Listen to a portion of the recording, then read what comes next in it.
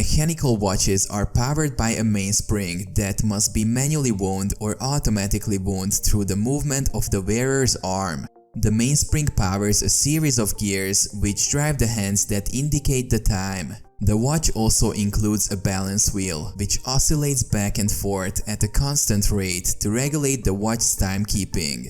The balance wheel is controlled by a hairspring, which is responsible for maintaining its oscillations. As the watch's gears rotate, they also power additional features, such as a date display or chronograph functions. A mechanical watch may also include complications, such as a tourbillon, which helps compensate for the effects of gravity on the watch's timekeeping.